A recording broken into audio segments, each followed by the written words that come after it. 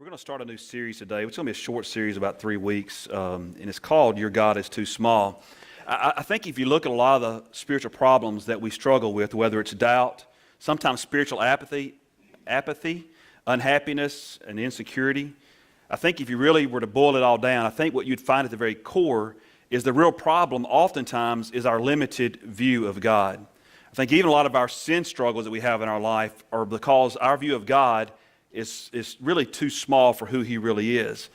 And really the honesty, especially in America today, we tend to prefer a God who's really just a little bit bigger than us. A God that we can sort of manage, we can keep Him in a box, we can predict what He's going to do and how He's going to do it. A God that we can sort of control. A God that whenever His Word says something that we don't like, we can sort of explain it away and say, well, that God really didn't say that, which goes all the way back to the beginning, right? When Satan first tempted Eve, did God really say? And so we really begin to question those things. And the problem with that view is that we're left with a God who is incapable of explaining life's deepest mysteries, and He's unable to give purpose and meaning in life. Evelyn Underhill, the British philosopher, once said, a God small enough to be understood is not big enough to be worshipped. That's a pretty strong statement, isn't it? A God small enough to be understood is not big enough to be worshipped. To me, that's one of the struggles that we see, especially in the Church of America today, is that there are times that we are fighting and arguing, and I don't mean discussing, but really it becomes a matter of fellowship issues that we really don't totally understand. I don't care how many doctorates you have or how smart you are as far as biblical interpretation. There's no one who totally understands what's going to happen at the end times. We really don't totally understand it. We all have sort of our views and we sort of weigh scriptures, but honestly, if somebody really wants to, whatever your view is, they can sort of poke holes in it because there's a lot of scripture that seems to contradict. When it comes to God's sovereignty and the free will of man, anyone who says they've got it all nailed down and have it all figured out, they're deceiving themselves. If you can limit God to such a point that you can explain everything and understand everything, then your God is way too small. King Solomon explained it this way in Proverbs chapter 1, verse 7. He says, the fear of the Lord is the beginning of knowledge. And so for Solomon, what he is saying here is that it's that reverence, that worship, that acknowledgement of the greatness of God, that is the beginning of all knowledge. I mean, some of the smartest people we know are actually some of the, as far as spiritually, are some of the dumbest people we know, right? They've got it all figured out, and there's no God, and everything just sort of bang, and it all just sort of appeared, there's.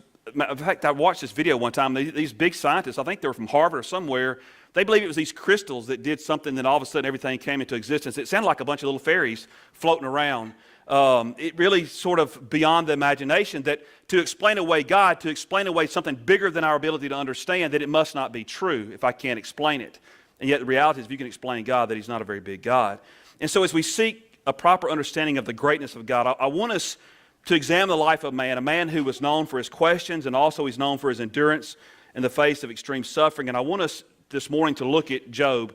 And I'll be honest, I'm a little anxious this morning because this isn't really the normal type sermon that I do. It's one sort of like a couple weeks ago where we're basically looking at this whole book.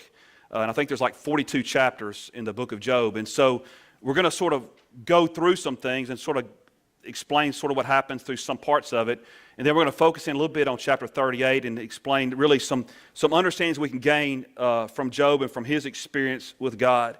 And so we're going to begin by sort of walking our way through it and trying to go back and begin to try to understand who Job is a little bit and really his view of who God really is. And so Job is one of those characters in the Bible that we really don't know a whole lot about. We basically, the only one we can go on is what we're told in the book of Job. In Job chapter 1, verse 1, it says, there was a man in the country of Uz named Job. He was a man of complete integrity who feared God and turned away from evil. And so he begins by telling us that this man is from a country of Uz. Does anybody know where Uz is? Well, guess what? You can join them with all the biblical scholars and archaeologists and all that. Nobody knows where Uz is at, except for God and those who lived there years ago. We really don't know exactly where Uz is located. We don't really know a whole lot about Job's background. Matter of fact, some even believe that he wasn't a Jew because of the fact that his name is not a Jewish name. And so we really don't know a lot about Job. We don't know about his heritage or where he come from. But the one thing that we do know about Job is that when God spoke of him, Job said that he was a man of complete integrity who feared God and turned away from evil. We know from the text that Job was married and he had 7 sons and 3 daughters. and he had a large estate with a lot of wealth. And so after a brief introduction of Job and talked about, it goes into detail about his possessions and all the things that he owns, we're taken into the very throne room of heaven where we find what it says, the sons of man. We see Satan, the accuser. The word Satan literally means the accuser. We find him talking with God. And God asked Satan if he's ever considered his servant Job. We're not really told in the text what the conversation was like, but you almost sort of wonder if maybe Job was questioning God, saying, look at these people around the world. They're a bunch of losers. And God says, well, what about Job? Have you considered Job, again, a man of integrity, a man who fears me, and a man who turns away from evil? And then so Satan moves into a critical challenge where he begins to challenge God. And he says, the only reason why Job worships you and serves you is because you keep blessing him. You've given him all the things this world could offer. You've given him the best of the best. He has a great family. He's got land. He's got property. He's got land. He's got houses. He's got property. He's got property. I've said it 3 times. He's got lots and lots of property, I guess I should say. He's got all these various things. But God, if you would remove your hand of blessing upon his life, then he would turn his back on you. And so God, being God, takes the challenge from Satan. And he says, actually this happens over 2 different things.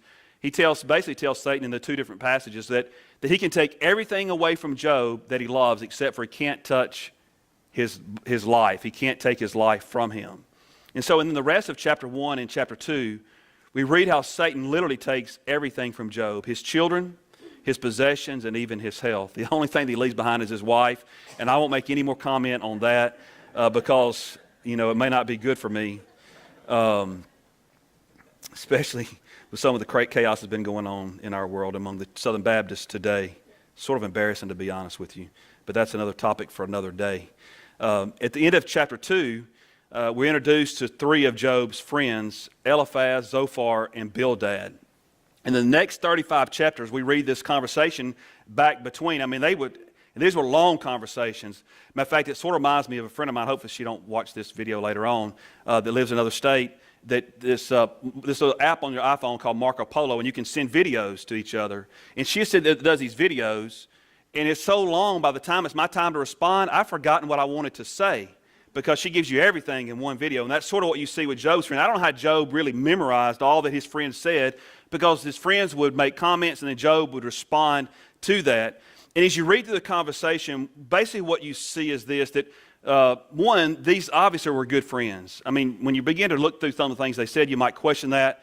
But just the fact that these men would come and take time out of their schedules to come and to sit with Job, to sit with him in his misery and try to comfort him and try to help him understand what's going on in his life and why are all these bad things happening. And basically, you sort of, again, these 35 chapters of back and forth in these long passages, but basically, you can sum up what they all said to Job in this way. Basically, that we know that God is just, that God is a holy, a righteous God, and we know that everything happens for a reason. So, Job, there must be some sin in your life because God is obviously causing these sufferings to happen in your life. But Job begins to push back, and he basically says, I know that I'm not perfect, but really, I feel like I'm innocent of anything that would cause God to punish me in this kind of way. At the end of this back and forth, Job's friends leave, and Job is still confused. He still doesn't understand why all these things, all these times of suffering have happened in his life. And again, if you go back and you read in the first 2 chapters of the book of Job, and you see all that happened to him, that all of his children were killed, that all of his crops were destroyed, that all of his homes were messed up, and then he basically to a point that his wife says, curse God and die. That's pretty bad, right? You're in a pretty bad shape when those who are closest to you say, man, you ought to just go ahead and curse God and get it over with. Let him go ahead and take you out and take you on to heaven. You can be beyond all of this.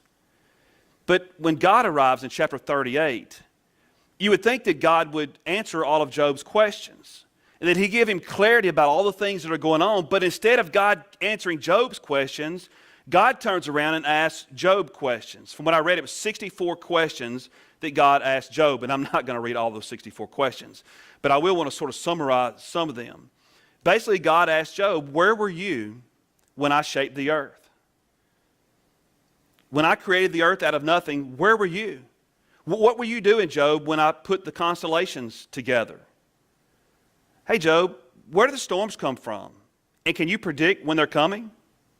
The one that I thought was really interesting was in chapter 39, verse 1. He says, do you know when mountain goats give birth? Or do you know why ostriches are so ugly? I mean, it's really sort of odd how that sort of goes out. And then he basically says in one point where he says, hey Job, would you like to manage things for a day?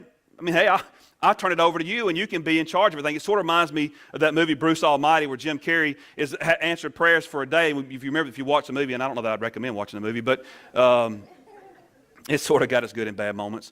But basically, you remember in the movie that he's given the responsibility of answering all the questions, and he's overwhelmed. All these voices are going on in his head. He can't control himself. And that's sort of what you see here with Job, where God sort of puts it back in his place. And really the point of all the questions was that God was wanting to show Job perspective.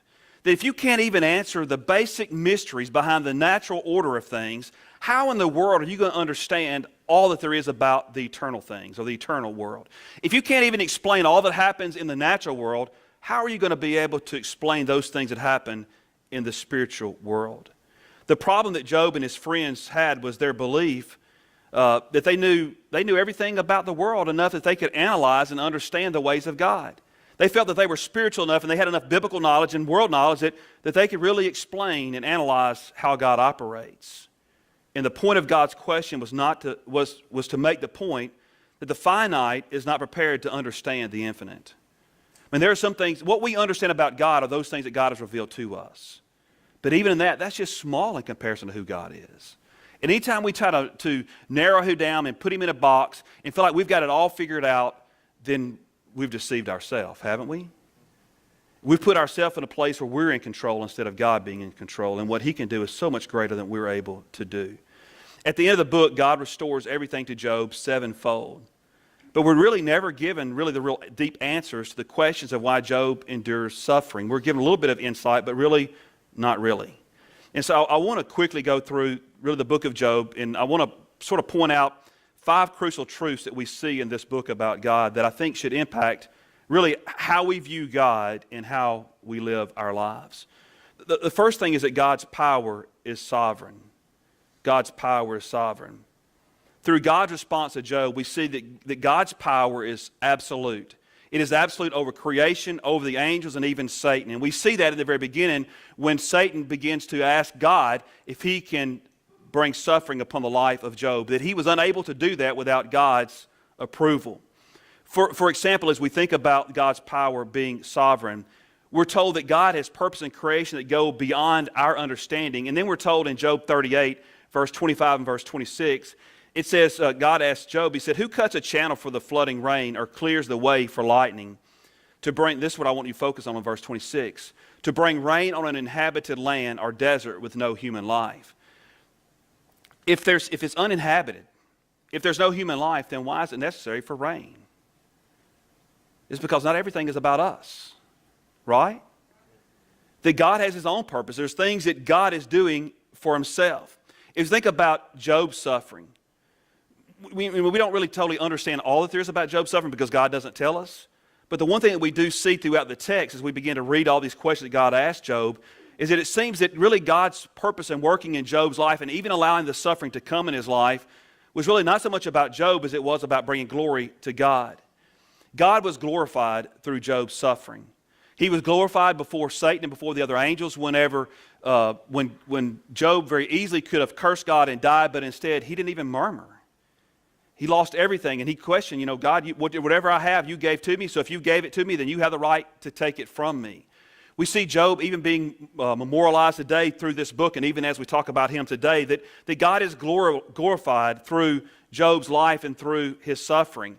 Now, again, from a human perspective, we say, well, why did God have to do that? Isn't there another way that God could have done that? I guess, but we're not told that. We don't know. God chose to glorify himself through Job's suffering, even as we see at the end of the story where God brings blessing back upon Job's life. The second thing is that God's perspective is infinite. The climax of God's argument comes in Job 42, verse 3, when God asks, through Job's question that he goes to answer, is, who is this who conceals my counsel with ignorance? Who is this who conceals my counsel with ignorance? The point that God is asking Job is that, Job, if you can't even understand the mystery of how the natural world works, then how are you going to understand the eternal God who put them in place? As we think about this eternal or this infinite perspective that God has, that God sees all things that have ever been and all things that will be, and yet our vision, our sight is limited to what we have experienced in our past and what we hope will happen in the future. But really all we know is what's happening now and then what we've experienced in the past. But think for a minute about how much bigger and how much higher God's power and His thoughts are than ours. And I'll be honest, I guess I follow my child in this, in that science is not necessarily a strong point. I'd rather read about history than science. But I think this gives us a clue a little bit about the greatness of God. Astronomers estimate that there are 3 billion trillion stars. I can't even comprehend that number. About you, can you comprehend that number? 3 billion trillion stars is what they estimate, and we don't even know what's out there. We don't even have a clue. So let's try to get a perspective on 3 billion trillion, and we won't even get close to that number. But I want us to think about this from a couple things. One, we think about 1 million seconds ago. What were you doing 1 million seconds ago? 1 million seconds would be almost 12 days ago. That's pretty easy. We can understand that, right? 1 million seconds, 12 days ago. But what about 1 billion seconds ago? That's over 31 years in the past. For some of you weren't even born 31 years ago, so you have no comprehension of it. What about 1 trillion seconds? That would be over 31,709 years ago. None of us were around then. That's 1 trillion seconds. And yet we're told here that in the stars there are 3 billion trillion stars. In each of those stars, that it puts out they're trying to measure the amount of energy that is put out. It's equal to 1 trillion atomic bombs going off every second. And we can just know from history what happened after, at the end of World War II, the damage that was done from 2 little bitty bombs. Think about 1 trillion atomic bombs going off every second. That's the amount of energy that's being put out from each one of these 3 billion trillion stars. Man, and God is the one who put all that in place. That in a very single moment, with a single word, God created everything. And if that is true, how can we grasp the magnitude of this huge, this powerful God who created it all? And I would surmise that we cannot. Job said this in response to the greatness of God in Job 42, verse 3. He says, "Surely I spoke about things I did not understand, things too wondrous for me to know." Job's saying, God starts asking all these questions, and Job says, "I think I made a mistake. I should have never jumped out on this one." It's sort of like, they say you should never ask a question that you don't already know the answer to. Job asked some questions he didn't have a clue what he was asking. And I think a lot of times we do that as well, that we begin to question why God is doing things whenever we see things in a finite way, and yet God sees them infinitely, that we can't comprehend what God is doing. Sometimes in our life we will see the work of God, and I think there's going to be a lot of things that at the end, one day when we see Jesus face to face, all those things are immediately going to come to mind about how God was going to be how God was working. That there's people that you've influenced through the difficult times of your life that you didn't even know those people were watching. You didn't even know they even knew who you were. And yet from a distance, they were watching your life. And I think it's going to become a time in eternity where you're going to go back and God's going to reveal those in a moment. All those things that God did in your life, those things that you question why. God, why did you do this? You're a loving God. Why would you allow this to happen in my life? Lord, why did you do this or that? And I believe in those moments we'll see how God was working. The third thing is that God's purpose is guaranteed. One of the most encouraging truths of this book is that even Satan's attacks are not able to prevent the fulfillment of God's purposes. That what God has set in place, it will happen. It will. I've talked before that there's been many a sermon where I've waxed it pretty strong about, if you don't go out and share the gospel, people are going to die and go to hell. As I've grown older and I really begin to grasp and understand who God is, I believe that God's going to reach those people. The problem is that we miss out on the blessing of what God has called us to do. God's work is going to be carried out whether we do it or not. It will be fulfilled. And even Satan himself is unable to stop that. Satan caused great pain and suffering on Job, and yet we see that God's purposes for Job were being complete, even to the point that God blessed him sevenfold at the end. We see in the book of Acts that every time Satan attempted to stop the church, we find the church expanding and growing in an amazing way, where they went from adding their numbers to multiplying their numbers. We saw that the more persecution came, the more the church was spread out into the unknown parts of the world, which is all a part of God's plan. But the greatest example is found at the cross. God took what seemed like the worst day in human history and turned it into the best day. We call it what? Bad Friday? The day Jesus died? Bad Friday, right? No, it's Good Friday. If Jesus were still in the grave, we would all agree that it would be a bad Friday, right? It'd be a terrible, terrible bad day.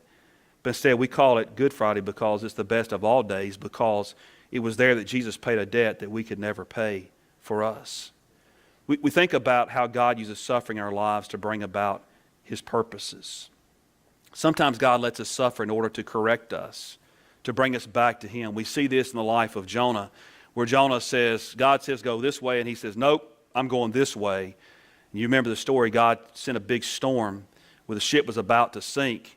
And finally, Jonah said, well, if you throw me overboard, God will let y'all live. And big fish swallows him, spits him on the ground, and God's purposes come about. Sometimes God allows suffering in our life so that it can work salvation in the lives of others. We think about Joseph, who was sold into slavery by his brothers. And then every time it seemed like God was blessing him, something else would happen when he finally ends up in prison. And at the end of all of it, Joseph is able to save the whole nation of Israel because of his position in the kingdom of Egypt. That God used Joseph for the salvation of the nation. Sometimes God allows suffering in our life to make us love Him more. And that's really what we see in Job. That as Job begins to contemplate and think about his suffering, and he begins to consider the greatness and the mightiness of God and God's love and concern for him, Job is moved into a more intimate relationship with God because of his suffering. Oftentimes, God allows suffering to come into our life because suffering brings us back to the foot of the cross. Doesn't it?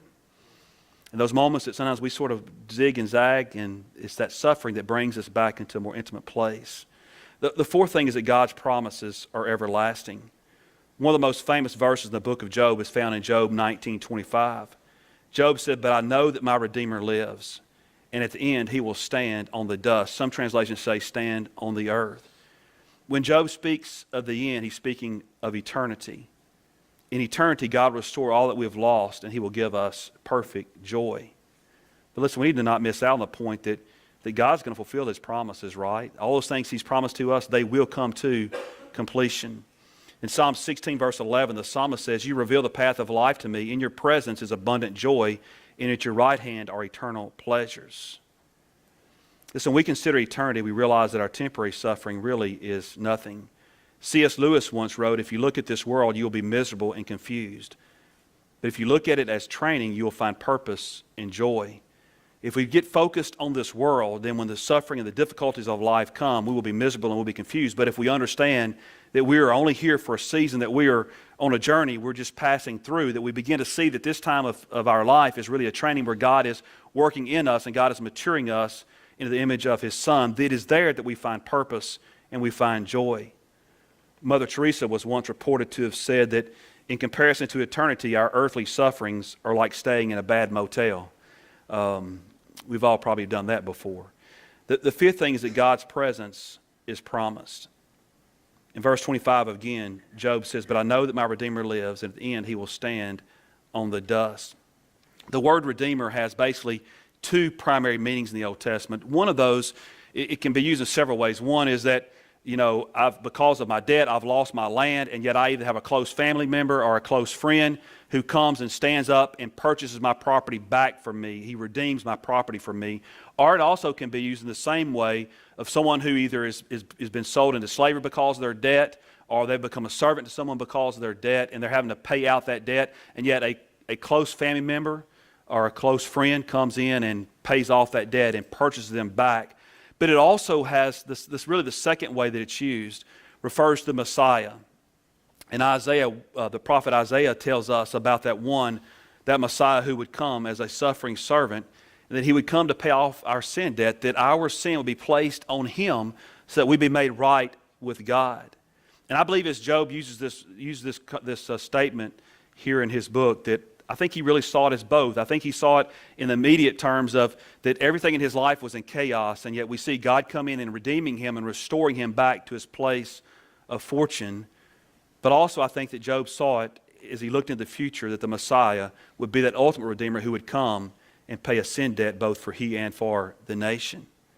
You know, as those of us who have come after the cross, we have the ability to see this more clearly than Job was able to, don't we?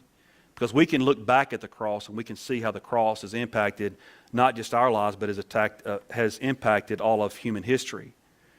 To take our punishment, Jesus came to endure our punishment so that we would never be separated from God again.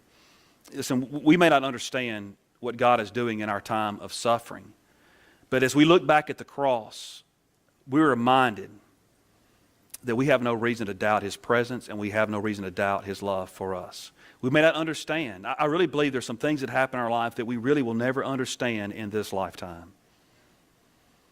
But God and His love and His sovereignty, we can trust that He is working and He is moving in our life and that His presence will always be there. Listen, Job wanted answers to his suffering, but what God gave him was His presence. And for Job, that was enough. In Job 42, verse 5 and 6, Job says, I had heard reports about you, but now my eyes have seen you. Therefore I reject my words and am sorry for them. I am dust and ashes. Job he had thought that if I could just understand the reason for my suffering, that everything will be okay. And then once he encountered the living God, he understood that God's presence really made everything okay. Corrie ten Boom, I don't know if y'all have heard of Corrie ten Boom or not. I encourage you, Corrie ten Boom, I encourage you to, the movie's really long, but A Hiding Place, you can find it, I know it's on YouTube and a couple other places. But she suffered for years in Nazi prison camp. And she wrote a statement probably many of you have read before. She says, no matter how deep our darkness, God is deeper still. I love that. No matter how deep our darkness, God is deeper still. And I would say that probably none of us have been in a place of darkness where she was at. To watch your family die and then watch your sister die as well in a place of horrible punishment. And yet she could say, no matter how deep our darkness, God is deeper still. The message of Job this morning to us is this, that God's power is sovereign. His perspective is infinite. God sees everything from beginning to end, and that His purpose is guaranteed. What God has promised, it will come about. His purposes will be completed. His promise is eternal. His promises go on forever, and His presence is promised. And if God is present, we can endure everything. Let's pray together.